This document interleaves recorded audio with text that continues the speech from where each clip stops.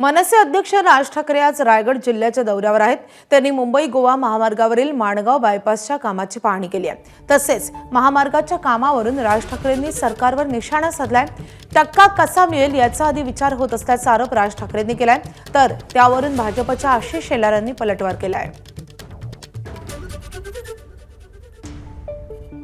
सगळे रस्ते करत असताना प्रत्येक वेळेला हाच प्रॉब्लेम आलेला आहे की जागा संपादित केलेली नाही। कंत्राटदाराला कंत्राट देऊन मोकळे झालेत, पैसे गेलेत, पैशातनं त्यांचे टक्के गेलेले आहेत आणि रस्ता तिकडेच आहे। हे वर्षानुवर्ष याच गोष्टी होत आल्या।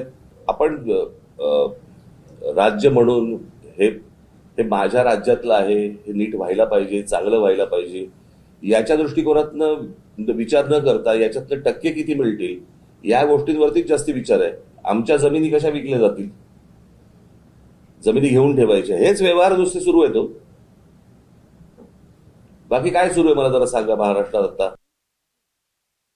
कोणी कुठे जावं, काय आंदोलन करावं, कशाची पाहणी करावी, हा ज्याचा त्याचा प्रश्न। मुद्दा एवढाच आहे की विषयाबद्दल आपण प्रामाणिक आहोत का।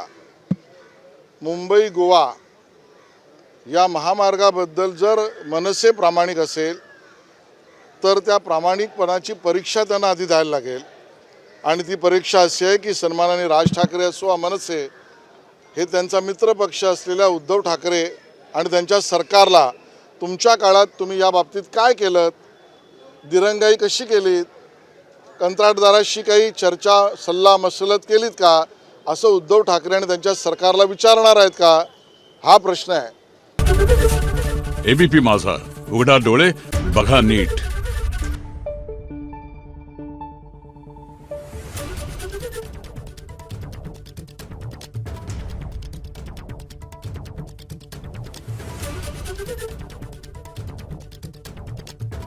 Thank you.